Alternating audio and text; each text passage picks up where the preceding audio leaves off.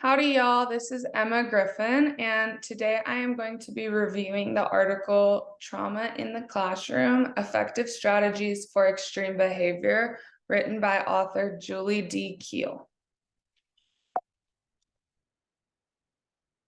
First, I'll start with the author's perspective. So Keel states that when trauma-affected students enter school without the proper supports, teachers can burn out, classroom safety is at risk, and academic performance suffers.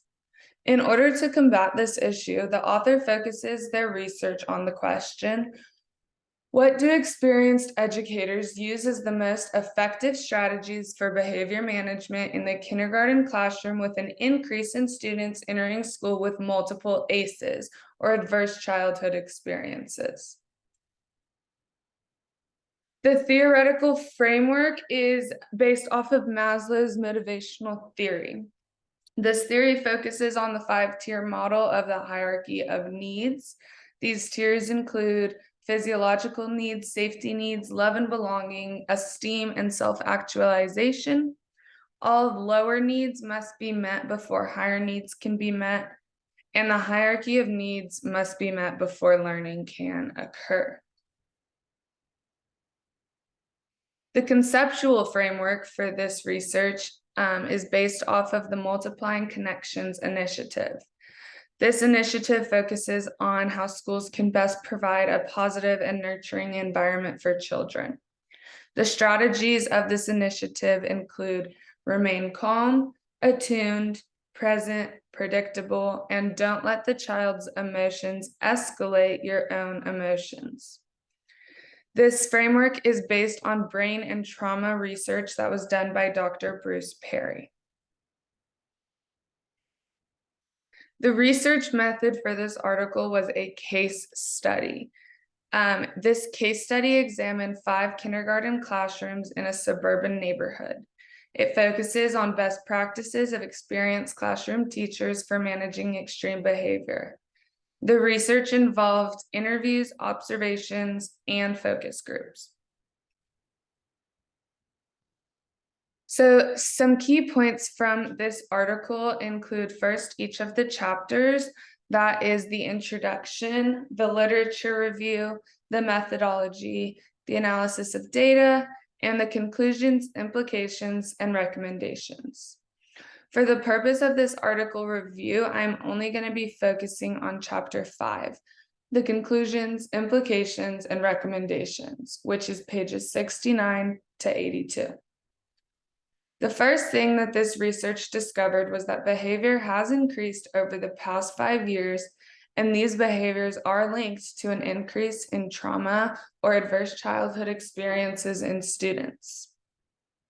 There are strategies that can help reduce or even prevent extreme behavior, and these include parent-teacher relationships, creating a welcoming and safe classroom environment, utilizing a safe place in the classroom where children can go to calm down, having a predictable, structured, and repetitive routine that allows students to know the expectations and the procedures of a repetitive activity.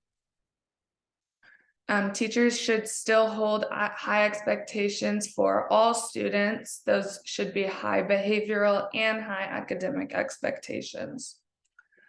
Students must be taught how to self-regulate, and they can use that safe place in the classroom where they go to calm down to practice those self-regulation skills. And the teacher must stay attuned to the child to meet their specific behavior needs. The next thing is that resources beyond the classroom are absolutely necessary. So it shouldn't just be the teacher or just be the student's job. It needs to include guidance counselors, administrators, behavioral specialists, and other agencies who support both the teacher and the student. Some connections that I formed with this article. One of the reasons that this article really resonated with me is because I have dealt with extreme behaviors in the classroom as a direct result from trauma. And often in those situations, as they escalate and just get crazy. I feel like I've failed both that student and the rest of the class. So this article both encouraged me as a teacher and as a learner, because as a teacher, I felt affirmed that this is something that many teachers struggle with, and it's not just me.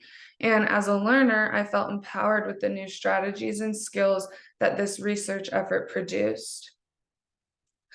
So, and then this article also related to several other pieces of literature regarding extreme behavior management. One example of this is in the article, Seeing Their Eyes in the Rearview Mirror, Identifying and Responding to Students' Challenging Experiences by Adam Alvarez, confirms the theoretical framework that Maslow's hierarchy of needs must be identified and met by the child.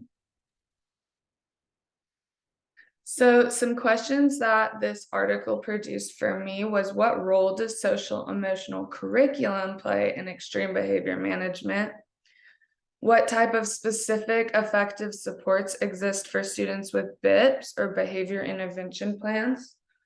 And what supports are there for teachers when managing extreme behaviors in the classroom? Here are my references. Thank you for watching.